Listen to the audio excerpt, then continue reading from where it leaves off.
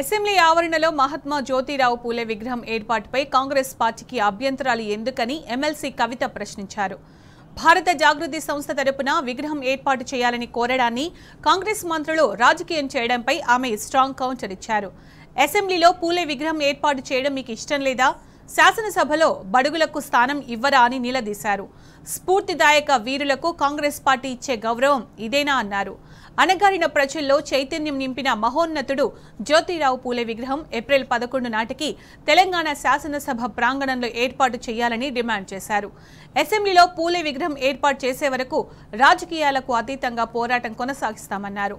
భవిష్యత్తులో రాజకీయాల కోసం సంకుచిత మనస్తత్వంతో ఈ మహాకార్యాన్ని అవహేళన చేయరని ఆశిస్తున్నామని ఎమ్మెల్సీ కవిత ఆకాంక్షించారు.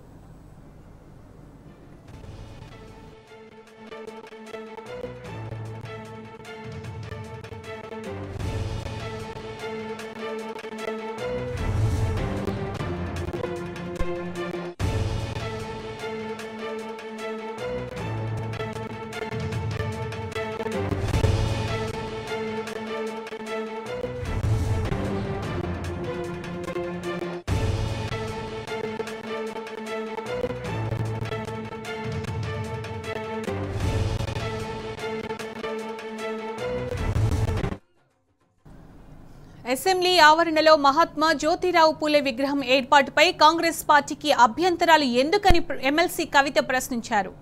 భారత జాగృతి సంస్థ తరపున విగ్రహం ఏర్పాటు చేయాలని కోరడాన్ని కాంగ్రెస్ మంత్రులు రాజకీయం చేయడంపై ఆమె స్ట్రాంగ్ కౌంటర్ ఇచ్చారు.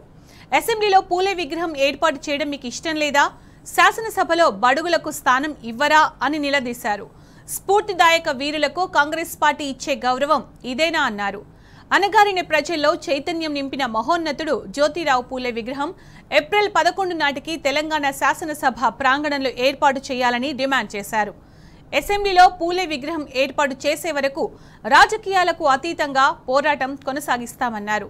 భవిష్యత్తులో రాజకీయాల కోసం సంకుచిత మనస్తత్వంతో ఈ మహాకార్యాన్ని అవహేళన చేయరని ఆశిస్తున్నామని ఎమ్మెల్సీ కవిత ఆకాంక్షించారు.